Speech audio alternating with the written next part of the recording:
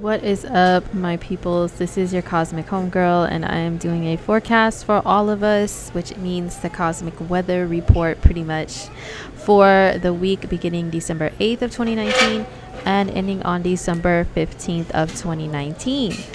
Don't forget that if you want to have a forecast for your sign, I do have those still available on my website for the month of December, and also 2020 forecast for your sign too. I do recommend that you choose your rising sign if you do know your time of birth, because that's going to be the most accurate. But your sun sign is also super accurate too for timing of life events, and also your moon sign can tell you about some things happening in your personal life and with your emotions and all of that jazz. So, what are the energies like this week? What's poppin'? What's going on? I am doing this forecast a little late because I have had a crazy work week. I had a crazy week last week. My littlest one had the flu since Thanksgiving. He had it for a whole week, and then I had to work double shifts at my job, at one of my jobs, my main one, and then work at a different job. And then I work every day, you guys, like at places of employment. I work every single day, and then I squeeze in astrology stuff when I can. Just the way life is at this moment, and this week is crazy, even crazier, double triple shifts and stuff like that. So excuse me, I'm squeezing this in. Hopefully you guys get this in good timing. If you don't, my bad. But I still want to talk about the energies going on this week though, because there's a lot that's popping, a lot to say. So pretty much, I always talk about like the moon phases and stuff. We are past the 8th already, but we do have the sun in a square to Neptune still lingering, at least like the first couple days of the week. Sun square Neptune. This can have us kind of in la la land and kind of forgetting things, not being as practical, and just forgetful. You know what? And like I said, at my main job, we've had to work a lot of events, and people have forgotten stuff. People have been just like kind of messing up a little bit, and like that's definitely a sun square Neptune thing. And I know my Virgo bosses are flipping their freaking wigs, man, like, because Virgo is the opposite sign of Pisces. Neptune rules the sign of Pisces, right? So sun square Neptune, this is activating Neptune. This is kind of like bestowing Neptune's energy upon us with the sun as an aspect to it. So we're all getting a taste of what it's like to be a Pisces, pretty much. It doesn't matter what your sign is. Everybody is getting caught up in this la la land. Who, what, where. I'm just daydreaming. I just want to listen to music or watch movies or watch videos. Just zone out, and not really here in the practical world as present as usual. And so like that's Pisces energy, very spacey, and Virgo energy is very down to earth, very grounded, very like routine and schedule and rules. And so my Virgo bosses are losing their shit, man. They're just like, what's wrong with you guys? Because we have a group chat, for all of us that work together, and my bosses has just been popping off. Oh my gosh. So yeah, it has been hard for us to keep up with the practical world, all of us as a collective, I mean. So that's still lingering through this week, because I've been like, yo, what the hell, man? Mercury retrograde is over. Mercury is out of its shadow period. So like, what's the deal? What the problem is? Pretty much, this is the culprit. If you guys have been like losing track of things, losing track of time, running late, extra, like just zoned out, this is why. The sun square Neptune. Okay. So that's still kind of lingering. So on the 9th, we had Mercury move into Sagittarius. Mercury is going to be in Sag from December 9th until December 28th. Mercury rules communication. It rules what we're thinking about the most, how we're communicating and talking. It doesn't matter your sign. You will be tapping into the energy of Sagittarius when it comes to how you speak and how you think, at least to some degree, right? So Mercury and Sag. Oh my God, I love Mercury and Sagittarius. I mean, it's like every sign has its good and bad. So the good about this energy, Mercury and Sagittarius energy. Sag is one of the signs that I find are most commonly found in the world of comedy. Oh my God, go away. Sorry. In the world of comedy, right? Comedians. Oh, just ignore this, you guys. I hate technology. Ugh, or at least my technology. It's always jacked up. Because Saturn and Pluto are transiting my third house. And so is the south or the north node or whatever. South node. I don't know. One of them fools ganging up all my third house of communication and devices. So I'm always having issues. It's so annoying. Just get out of here. Anyway. So, anyways, back to what I was saying. So, like, comedians, comedy, I find Sagittarius very heavy within the comedy world, as well as Virgo, and believe it or not, Capricorn, because Capricorn has very dry, sarcastic humor, and Virgos are the ones that like look at the problems of the world, look at the flaws of everybody, like, look at them over there, they do this and they do that. And Virgo is really detail oriented, so they really pay attention to people and how they act, and how they look and dress and talk and walk. Every single detail about you, Virgos are clocking you and judging you. So they turn that around into comedic material, right, to roast people and stuff. But anyway, Sagittarius, super blunt, funny as hell. So I'm just saying that more of an openness to humor, especially like very crass humor, very humor that people will say, oh my God, that's so harsh. Like, normally people would say that, it's that type of humor. I'm not trying to say like necessarily dirty humor, but Sag energy doesn't give a F, man. They just blurt things out. So they're funny. So yeah, Mercury and Sagittarius, I found right away there's more of that. More of a want to look at memes and laugh at them and share memes and laugh and just like play pranks and just do like joke about stupid shit, just laugh about stupid stuff. So, and I know I keep talking about work, but you guys, I'm telling you, I've been living at my jobs the last like week or so. They've been so freaking busy. But yes, I've noticed that right away. I had to work with some people on this day that Mercury went into Sag, and oh my gosh, we were just clowning, just straight clowning. Me and this guy I worked with made like stupid videos and stuff and everything at work, just having a blast. So I hope this energy, hope everybody's feeling it to like within the positives of it, and having a good time, laughing until your stomach hurts from laughing. That's Sagittarius energy. Because, Sag is a very jolly, happy sign. And I have to say this. If you know any Sagittarians that are not happy or jolly and they're grumpy as hell or whatever, please check and see if they have any Capricorn or Scorpio or some other serious sign. Because Sag energy within itself is not serious. Okay? It's all about fun and skipping out on the serious stuff in life. Escaping from it. So, anyway, Sagittarian energy is fun, it's jolly, happy. And also what I've noticed with Mercury and Sagittarius is people can be more encouraging towards one another. Sag energy is about optimism and faith, so tap into that as well. Compliment people, tell them they're doing a good job. Encourage them if they're feeling down or like they're not feeling confident about something.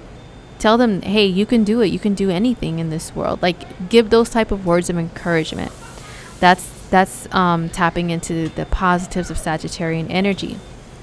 That's one thing I love about my Sagittarius friends. Like, they're, besides them being funny as hell and I can just let loose and be my weird goofy self with them, they always give words of encouragement. Like, they're some of the first people I like to tell if I achieved a goal, if I accomplished something, or like, guess what, I got recognized for this. Like, my Sagittarian friends will be the ones to send all kinds of messages back with all these exclamation points, you know what I'm saying? Or if I talk to them on the phone, they'll be loud and happy for me. So even if you're not a Sag, with Mercury being in Sag and the sun there too, don't be afraid to express yourself like that, especially towards others that are not in that type of a mood. You can brighten their mood and brighten their day.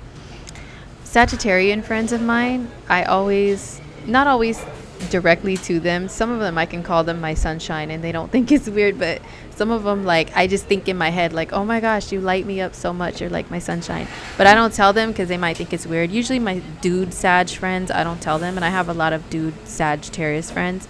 I don't tell them shit like that, but my Sagittarian girlfriends, I call them sunshine. We have little nicknames for each other. We're always so excited to talk to each other, and I just love this energy so much. The downside, though, every sign has a good and bad, okay? So Mercury and Sag can be preachy because Sag rules opinions and beliefs, and that can mean like political stuff, religious stuff, or just in general like your views on the world. And Sagittarius is a fire sign, so they're not afraid to like be loud. Fire energy is loud and proud and boastful. So Mercury and Sag can be very much that about their opinions, their beliefs, what they believe to be true, and wholeheartedly just like they're super gung-ho about whatever it is. And they think that everybody should know about this or think this way, you know, and why didn't you know that? Like Sag is another sign that can be like that sometimes. Now, what you can do in a positive way, on a positive note with that type of a thing, is be proud about things. If you're knowledgeable of things, don't be like annoying about it, but help other people to learn and understand, because Sagittarius also rules teaching. It rules teachers and gurus and people that are highly knowledgeable because they have studied and researched things a lot. Sagittarius does rule studying and school and education and stuff like higher education and the quote-unquote higher mind, allowing your mind to look at things from the big picture point of view, not just like under a microscope. So I always say Sag looks through a telescope, while like Virgo, and maybe some other signs look in a microscope. So looking at the bigger picture and seeing your goals as being truly possible and attainable. So that's something you can do to tap into this energy and make things like, vision boards. That's why this time of year, it's not just because, the Gregorian calendar says that it's the end of the year and everybody's going to start fresh and new Year's resolutions, New Year's goals and all that. It's not just because of the Gregorian calendar, okay? It's because tis the season for planets to be in Sagittarius and also Capricorn, which are Cap is about hard work and achievement of high like goals and stuff that you wanted to meet. Look, it's up here at the top of the zodiac. Both of these signs are. So they're about like the top of your life and what's possible for you, like reaching the top, that saying. They're ruled by these signs right here, Cap and Sag. So at the end of the year, December, we have planets hanging out in these signs. And that's why we tap into that energy of like New Year's resolutions and, you see every year at this time of year, people are like, in, whatever the next year is, we're not carrying over this negativity. We're not carrying over this or that. We're doing things different. I have my goals set. And that year, I'm going to do this, and this. And people talk about things like I said, vision boards and, or just simply writing out your goals on a sheet of freaking paper or on the notepad in your phone. Technology, hello. So people are doing that during this time of year because of these energies. So Mercury and Sag, yes, make big goals, big plans, but not too big to where you're not also looking at the details and the consequences. That's another downside to Sagittarian energy, is like failure to look at the consequences. And also like, the other signs, like say like Virgo, for example, which squares Sag, right? Means it challenges Sag. They look at each other with a side eye, like, what the fuck are you doing? Are you stupid? Like, those signs look at each other like that. So Virgo is about like planning things out and looking at all the minor details and what's the worst that can happen. Virgo is one of the most worrywart signs. So worrisome, right? Sag is like, no worries. I always hear Sagittarians say that exact phrase all the time. I'm pretty sure They're the ones that coined it and made it like a thing that everybody says, no worries, with a big old smile, right? So not worrying and just jumping and doing and going after what you want. But that's dope, but you have to meet in the middle. You have to find a balance between that and still seeing the important details to make sure that your goals actually can happen. Like, what's the mechanics of it all, like in the background, to make these things happen that you're like dreaming up with this big picture point of view. So anyway, what else is Sag? Mercury and Sag. It's very blunt. Very blunt, and sometimes to the point of being insensitive. I've noticed that about some Sages. Like, a lot of my Sagittarian friends, well, the guys, I have a lot of like I said, most of my Sag friends are dudes.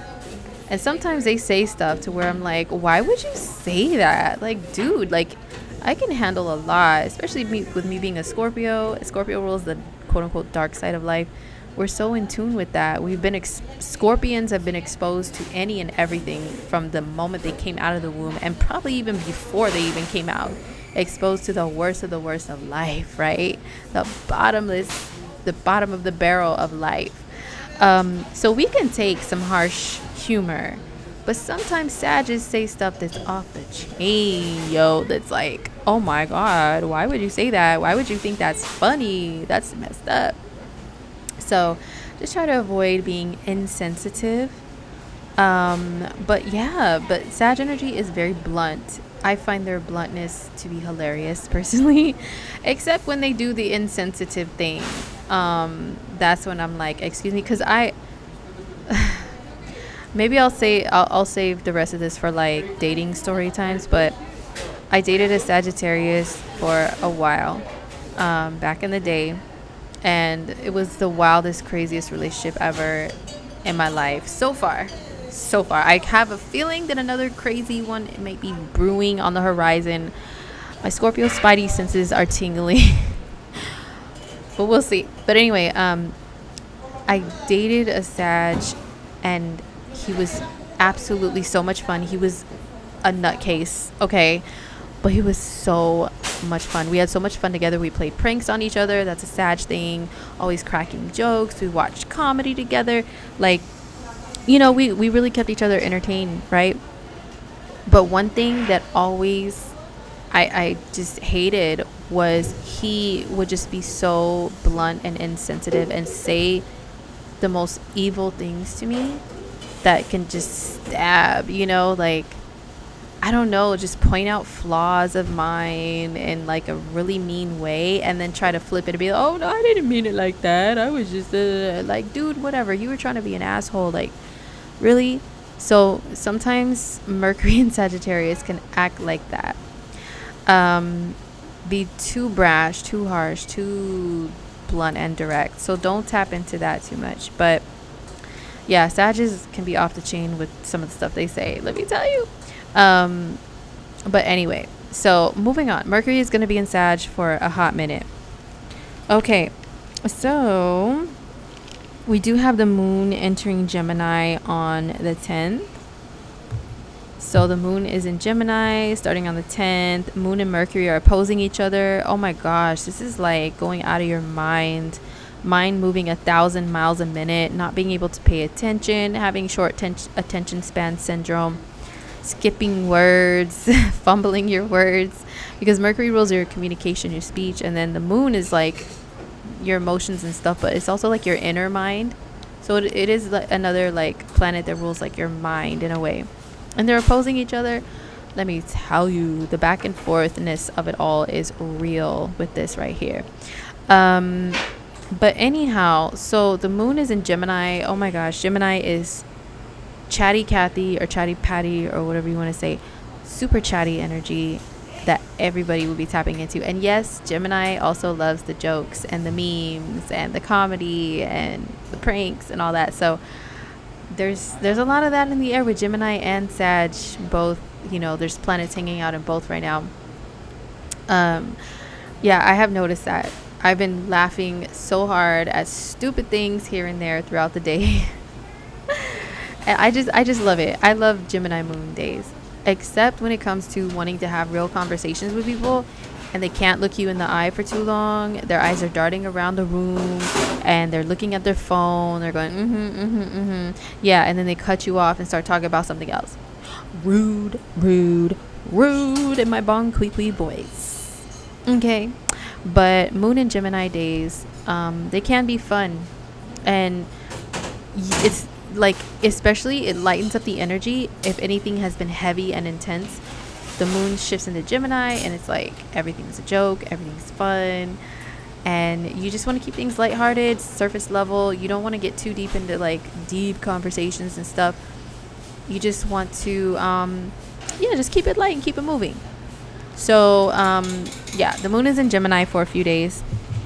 The Gemini moon days are good for just chatting it up with people, and people will be gossiping a lot more. Oh my gosh, the gossip is real with Gemini energy. So under this moon phase, and people will be talking faster, and like I said, have a shorter attention span. So I, like, for example, I post stuff in my Instagram stories, like horoscope stuff and just like jokes, astrology and tarot related or whatever. And I kind of feel like maybe I shouldn't have posted such long text things in my Instagram stories, because under Gemini moons, people do not have the attention span. Some may, depending upon where the moon in Gemini lands in your own chart. Like for me, it lands in my 8th house as a Scorpio. You know, so if it lands in a water house or an earth house for you, if you know what that means, maybe you will still be able to take the time to slow down and actually like read and look at things thoroughly. But if not, oh my God, please expect your brain to be like a computer that has 50 tabs open and you're trying to toggle back and forth between all of them, and you're just like, so you can't really pay attention to any of them fully. So that's Gemini. That's the moon in Gemini. So it's going to be here until the 12th. So on the 11th, we have an exact conjunction between Venus and Saturn. They're both at 19 degrees of Capi. Oh, there's so much I could say about this, you guys. Like, so freaking much I can say. But I don't want to make this video too long. Like I said, the moon is in Gemini right now as I'm recording this. And the moon being in Gemini makes me talk a lot more. And you know your girl can talk, right? But this makes me like I can't shut up. So please forgive me if I'm long-winded and I'm like talking a lot. But let me try to keep this as short and simple as possible. Venus and Saturn together in Capi. I posted a little bit about this on my Instagram stories. Okay, just a little bit. But Venus, it rules relationships and love and expressions of love too. It rules money, our material world, the things we like to buy and spend our money on. And also rules like enjoyment, like how we like to enjoy ourselves and stuff, right? So that's Venus. Venus is also the ruling planet of Taurus and Libra. So Venus rules love, money, beauty, all of that. Saturn, look at like the symbol for Saturn. To me also it looks kind of like an anchor, like some kind of a weird anchor, right? I don't know, I'm weird and my mind is weird, but that's what it looks like to me, like it could be.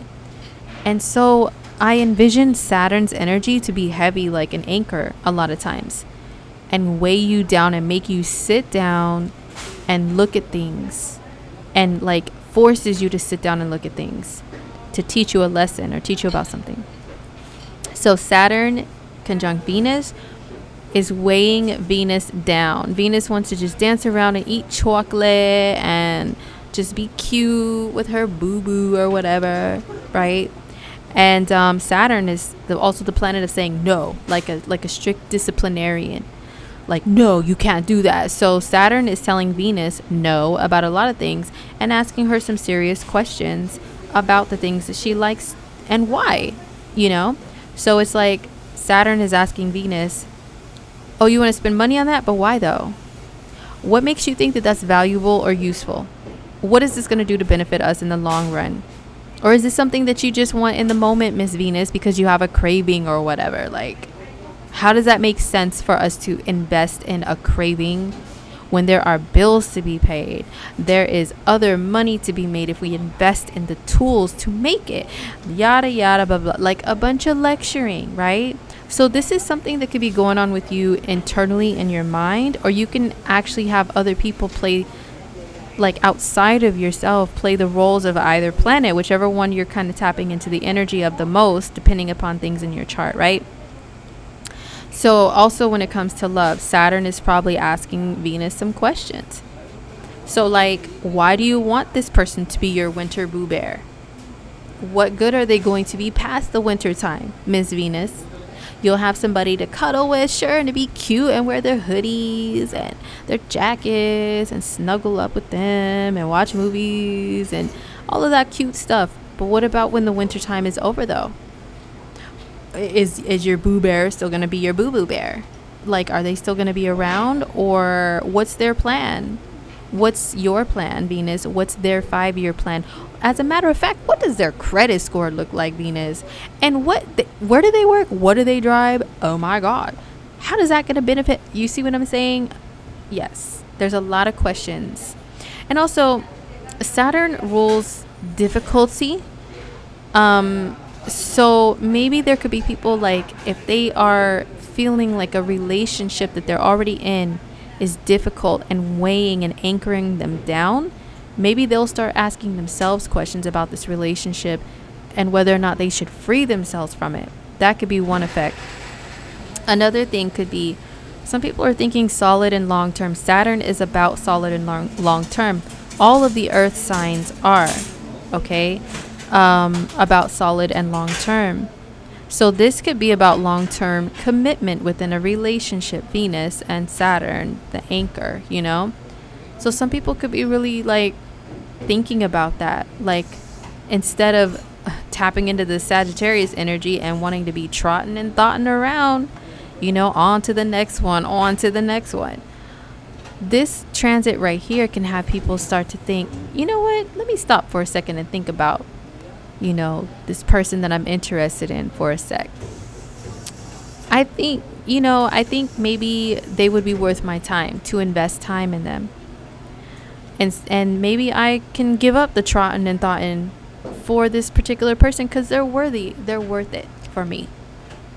And so maybe I might ask them to be my boo-boo bear. You know what I'm saying? So maybe some people are doing that, or just at least thinking about it, entertaining the thoughts. Okay, at least for this moment on the 11th. Now, also, this can make some people feel like they're broke. This can make some people feel like they're starving. They have no money. They have no food. Like, because Saturn it can starve and like suck dry kind of energetically whatever planet comes in contact with it. So when it's Venus does rule food and things like that and money. So some people could be like, oh my God, I have like no money left. My bank account is dry. My pockets are dry. Nothing in my wallet but some lint and some dust. You know what I'm saying? The cabinets and the fridge are bare. Like, what am I going to do? Oh my God. So Saturn can also cause fears. Fear of loss. Fear of having nothing. So Venus rules having something and having stuff that you like. So yeah, there could be some fears surrounding money, fears surrounding love also. Some people can tap into it in that way, in the negative way of like, oh, I fear love, I fear commitment, it scares me, you know. So that could be going on too. What else with Venus conjunct Saturn? Could be a good day to invest in something long term that's not necessarily love related or anything, but like creating something and solidifying it that is going to benefit you financially in the long run.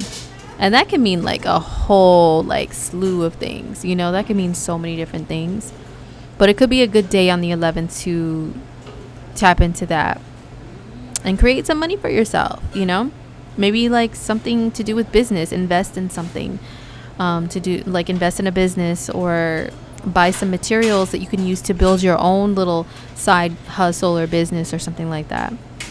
Now, like I said, Venus rules Taurus and Libra. So if you are either sign, Saturn is sitting on you heavy and you can feel like, I can't even breathe. It's so hard for me to breathe right now. Okay, like I just can't let loose. I feel suffocated in a way, and like responsibilities weighing hard on me, or life is just weighing down on me. So some Venus ruled signs can feel that way too. So try not to tap into that. I would say, since I'm a Taurus sun, Venus, Mercury, Mars, like all this stuff in Taurus, I would say that the way I'm feeling this is it's making me want to work, like focus more on work and tell people, like put up boundaries a little bit more, because Saturn is about boundaries. Putting up boundaries a little bit more when I have a lot of work to do, and telling people like I can't talk to you right now, or just not answering or whatever, like, you know, not really playing around when it comes to that, because I have a lot to do. So oh my gosh, go away. So anyway, that's what's going on. Venus and Saturn in a conjunction in Capricorn. So also on the 11th we have a full moon in Gemini. So that means the moon is in Gemini and the sun is in Sag. Oops. So in some parts of the world it's counted as December 12th.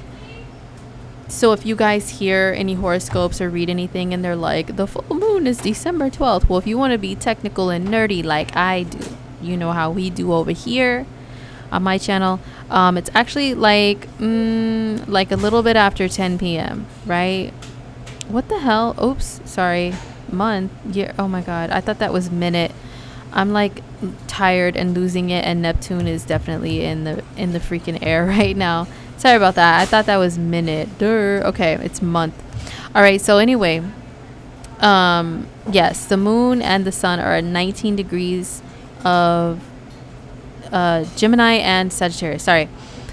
So, and this full moon, it is unfortunately making a challenging aspect to Neptune, a square to Neptune. So there's a T-square, mutable T-square, and don't I always tell you guys, I don't know why people decide to act boo, like really just the stupidest, like, oh my gosh, like do dumb things, try to fool people and try to steal from people and not see the boundaries between yourself and others or others' property and stuff like that.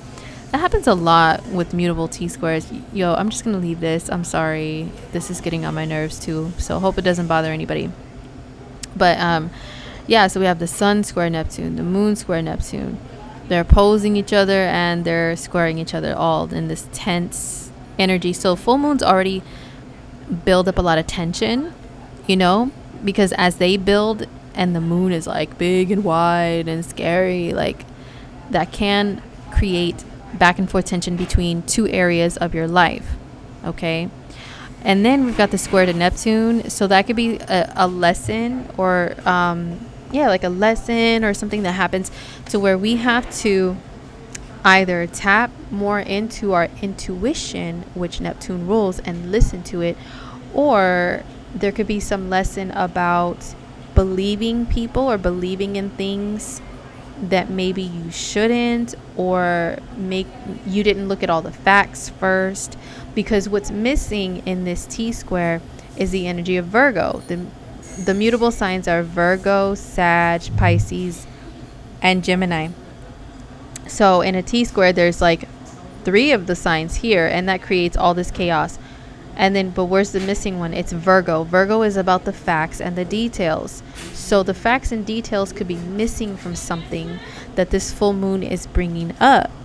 So it really depends on where it lands in your chart and all that stuff. And like I said, you could still order December horoscopes, and I can tell you by at least by your sign, like what houses, aka, you know, the areas of life it affects. But there could be some deceit, some trickery, some confusion, or maybe there could be a clearing of that, because the full moon is illuminating. It's like kind of being like, it's blasting Neptune. And of course, you guys know, I don't mean literally. I don't need nobody to correct me. No, they don't really do that in the sky. Look, this is symbolically and energetically blasting Neptune. What I've experienced before with a full moon involving Neptune, a hard aspect from Neptune, is actually the shattering of illusions. I think that was with the full moon in Pisces. Yeah, with the full moon in Pisces that happened a few months ago. Oh my god, let me tell you guys, that one was tough, because what I had believed to be true, I had to question, was it just an illusion? Was it just my imagination? And also, was someone like fooling me over here, pulling the wig over my eyes, or whatever that stupid saying is? Was somebody doing that to me? And as a matter of fact, yeah, there was like deceit and trickery. So these are two luminaries, so they are illuminating and blasting, this Neptune energy, to where maybe it's illuminating something that we thought was true, that is really just an illusion, and bringing it to light and exposing it. Like, this could be secrets exposed. A full moon. Oh yeah, especially with gossiping Gemini in the mix. Oh, Geminis know all the tea. Okay, and they will just tell it all, spill it all, right? So that's just a few things that could be going on with this full moon in Sag and Gemini. It could be something about seeing the bigger picture, but also seeing the details and not allowing yourself to be fooled, yada, yada, yada. Okay? So, my computer died out of nowhere, so I don't know where I left off. But continuing on with the week, we do have the moon in Cancer. We have the moon moving into Cancer on December the 12th. So the moon moves into Cancer. Will be there for a few days until the 14th. And this is these are days to where people, they just want to really like be comfy, cozy at home, chill with their family, have some good food, just be in your blankies, be in your jammies and your onesie or whatever, and just doing your own thing in your own little world. People will be extra sensitive. They want their mommies. They want to be mommy. They want to be mothered, or they want to baby people or be babied themselves, because that's what Cancer rules, is mommies and babies and families. So on these days, people can be a lot more emotional, and also like, I don't know, just kind of like staying in, not really wanting to do much. Wanting to maybe cook or bake and be like a little more domestic with the moon in Cancer, or just go out to eat and find the good food spots. Cancer rules roots and family and stuff, so people may be wanting to be more in tune with that, or like comfort foods that remind them of home or their culture or their home, whatever, or someone in their family recipe that they used to make this or that. But yeah, it's just all about family, comfort, and security, and home during moon and Cancer days.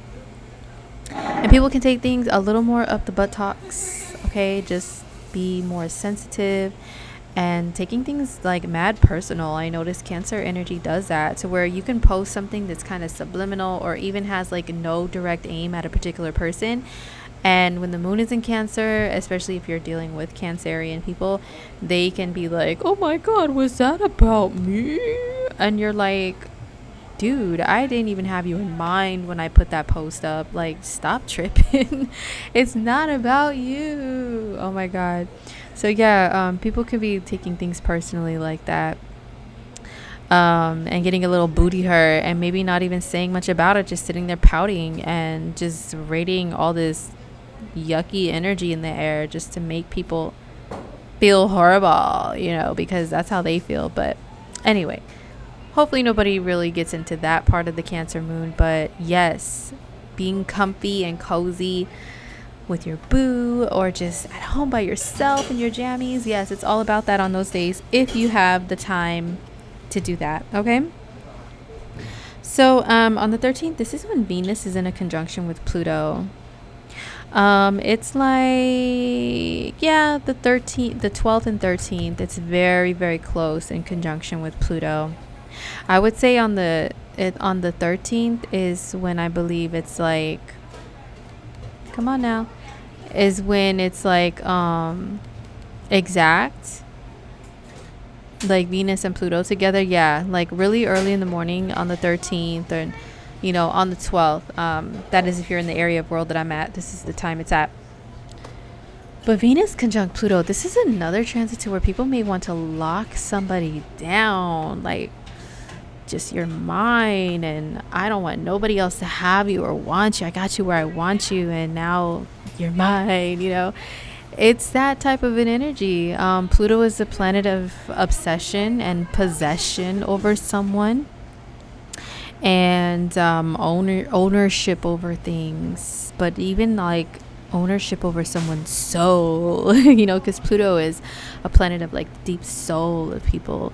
So and here's little Venus here. She just like la di da skippity doo dah through the flowers, with a little lollipop or whatever, just being cute and innocent. And then here's Pluto like jumping out of the bushes and grabbing her like, you're mine. And she's like, oh my God, where are you taking me? So I don't know, I'm weird. That's the little scenario I imagine. But on a real level though, this can be anything, because Venus rules like love and money, right? So people could be super possessive over their material things, over their money, and also over their significant others. Yeah, let me tell you something. So one of my homegirls does the online dating app thing or whatever, right? And she met this dude on there, and she's like, yeah, he's a Sagittarius, so I'm sure he's like a free spirit. But we talked for like a few minutes, and he already was asking me if I would stop talking to other dudes and if I would be his. And he just seemed like he was very possessive and wanted to take ownership over me right away. And I was like, girl, that's not that Sagittarius energy, because she's still learning that there's more beyond the sun sign, right? I was like, I would bet any amount of money that this guy has Venus in Scorpio, or he has some other planets in Scorpio and or Capricorn, but it sounds more like Scorpio to me, right? Sure enough, she got the dude's birth date, and what did he have? Venus in Scorpio, but not just in Scorpio, it was in a conjunction with Pluto. Venus conjunct Pluto and in Scorpio. Oh, that's somebody that right away they just want to scoop you up, kidnap you. Maybe not literally kidnap you, but some can be creeps, because this could be the planet of creepiness too. But I mean, like, scoop you up, take you away, and be like, you're mine now, So imagine like a Dracula or a vampire, like all that dark stuff like that. Pluto rules. So people could be like that about love around the 13th. Be very jealous, easily jealous and possessive. So if you're dating somebody, just be a little careful of like things that you post online around this time, and how you're talking to people, like how you're talking to others, because your boo may be like, who was that, and why were they liking your picture, and who are you talking to, and why were you looking at them like that, and that type of thing can come out. Or hey, if you're more prone to that type of behavior and attitude, then that'll come out of you a little more. So Scorpios are going to be Scorpioing hard over their love interests around this date, okay? And I know the traditional definition of a Venus and Pluto conjunction could be transformation. Yeah, there can be some transformation that happens within love, like some awakenings of the soul, like awakening to the fact that you're in like a very deep soul connection with somebody, and that it's not just surface level, for example. That can happen with the Venus and Pluto conjunction.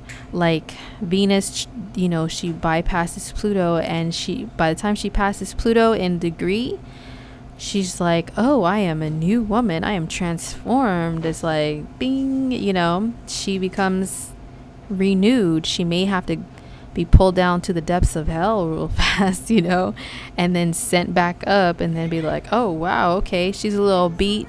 You know what I mean? She's a little scarred, a little burnt looking. Maybe only has a couple hairs left on her head, and she's got to get a new wig. But you know what? She's learned some things, okay? Now she knows how to love deeply, and how to look at someone as more than just being like a physical thing that they can just throw away and throw in the trash. Now she's looking at someone like, no, you're really worth a lot more than that, because this is in Capricorn too, which is about worth and value. It's an earth sign. All the earth signs are like that.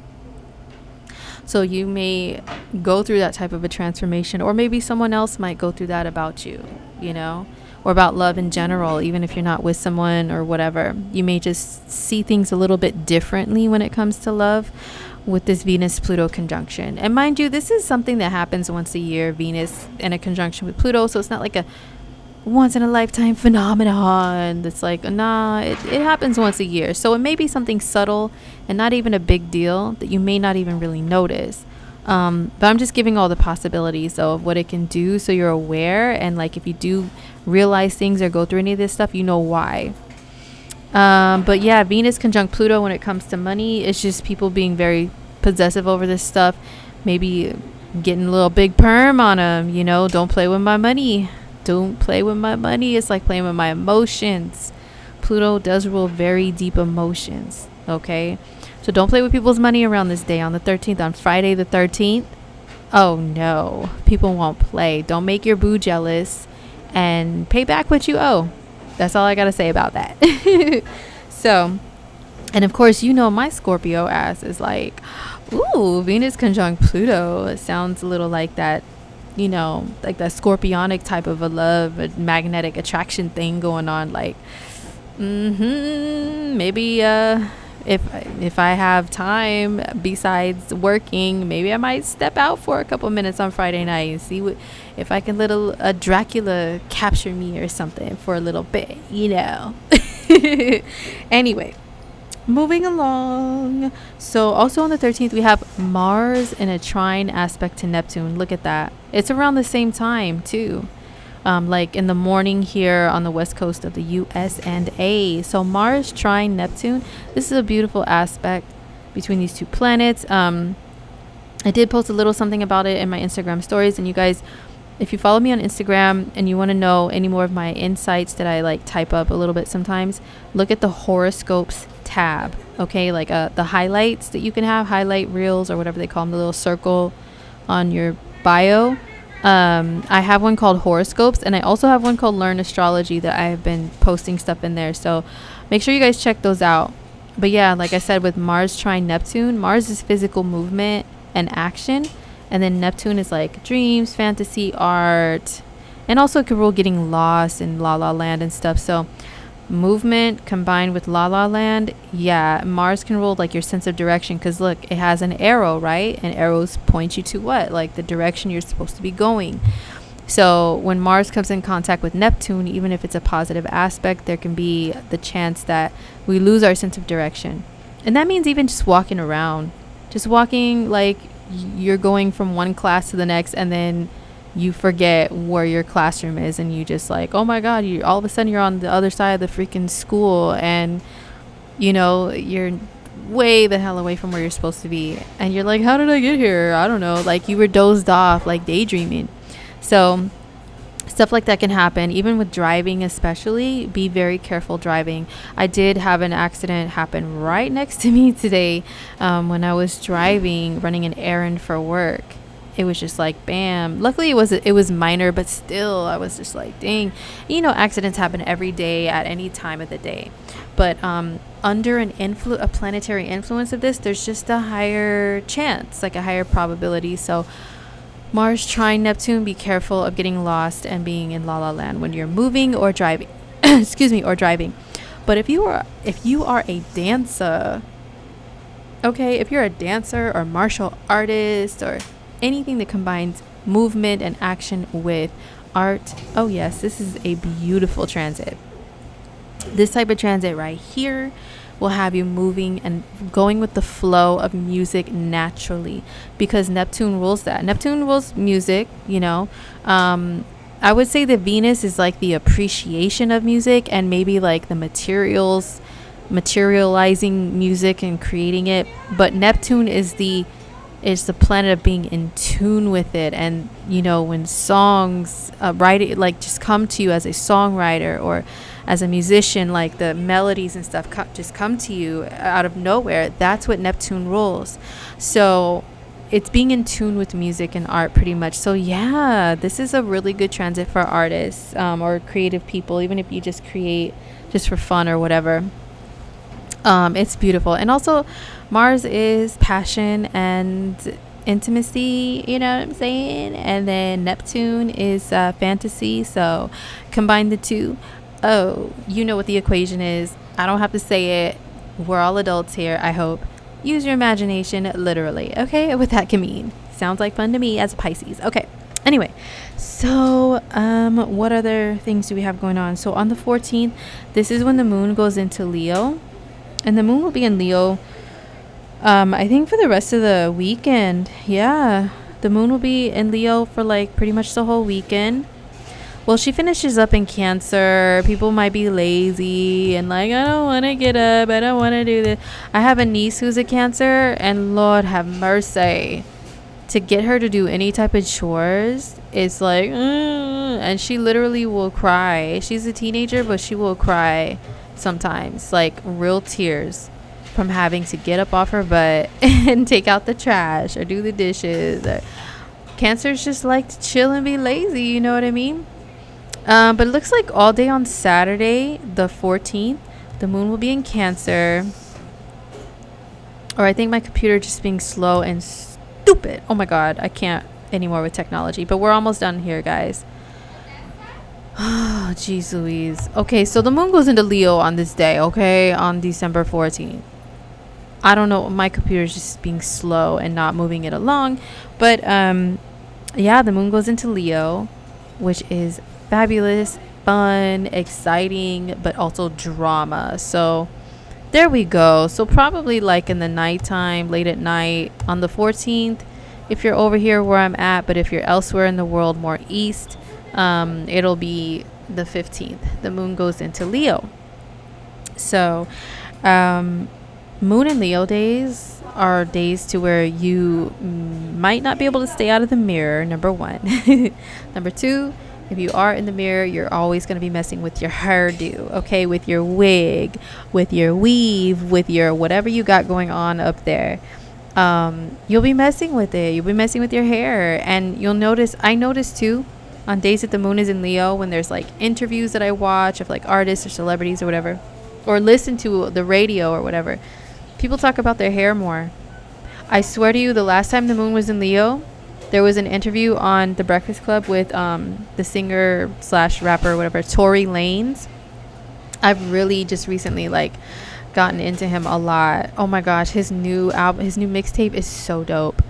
I want to talk about that astrologically coming up soon, but I'll more than likely do that on my Instagram stories. So I just wanted to show you guys something cool about it. Anyway, so Tory Lanez, I guess he had like hairline surgery or something to fix his hairline because he was, you know, like it was receding or whatever.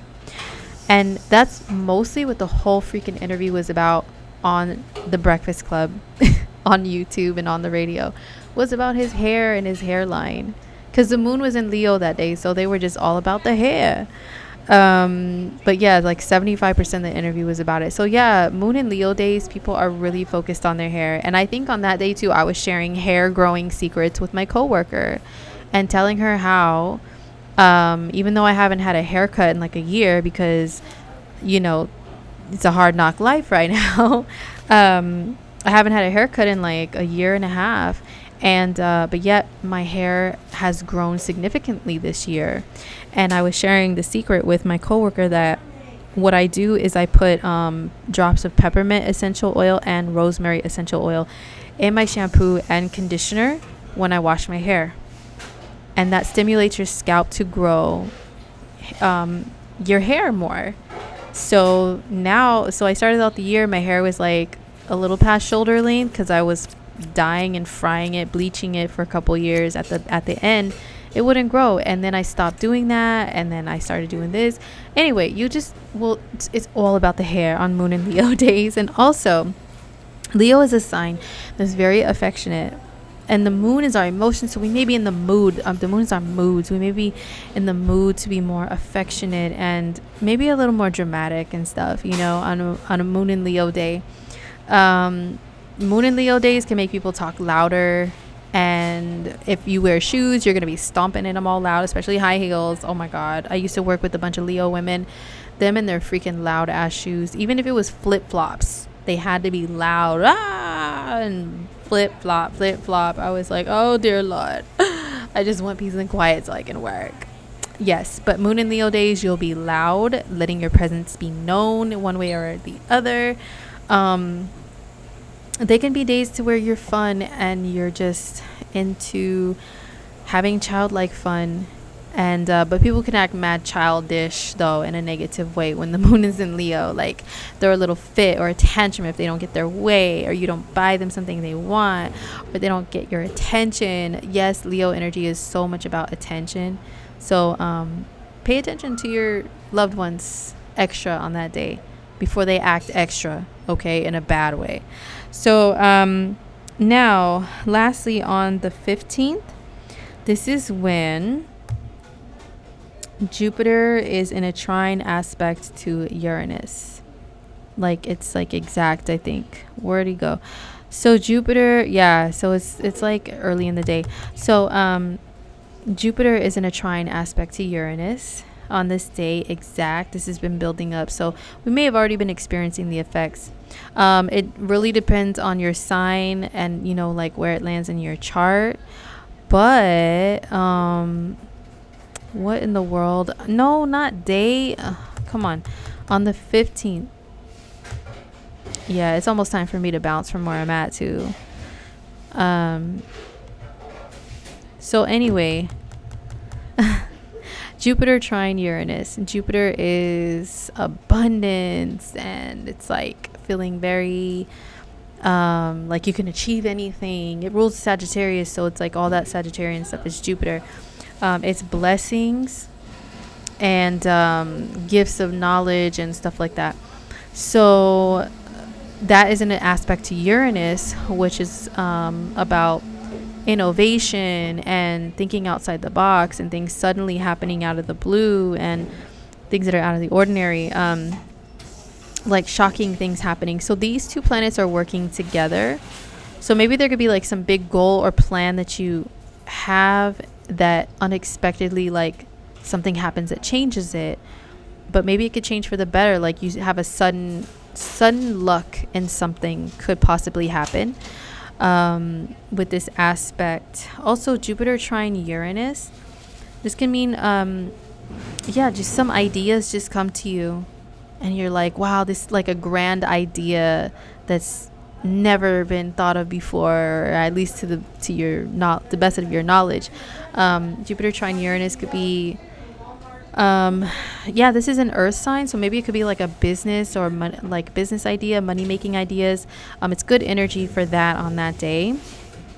Now these are both outer planets, so they don't really affect us like on an emotional level, or like a change in things to do with like our personality and how we're acting. This is more so like on a wider scale, like some areas of your life there could be like a subtle change somewhere, you know. So yeah, Jupiter trine Uranus, expanding upon something that is just out of the norm and different and unique and authentic to you, and has to do with you being like your true authentic self. Going after a goal that allows you to do that, perhaps could be this energy here. But this is exact on the 15th. And like I said, these are a money sign, so maybe some sudden money won or sudden money ideas come up, you know, things like that. That energy is good for. So that's it, you guys, for the 8th through the 15th of December 2019. Thank you so much if you listened all the way, especially while we're under this heavy Gemini moon influence and Mercury in Sag. Oh my God, shortest attention spans ever. So thank you if you've listened all the way. Don't forget, I still have December horoscopes available for each sign on my website, indigomoonastrology.com, as well as 2020 horoscopes. 2020 is only a couple weeks away, you guys. Couple weeks away. What do you think? What you think about that? But yeah, if you want to know how 2020 is going to go for you based on your sign, you guys know me, I'm very thorough. As you can see, I talk a lot. So 2020, how that's going to go for you based on your sign, hit up my website too. All right, guys, so that is it, and I will see you next week, more than likely. All right, peace. I still got the biggest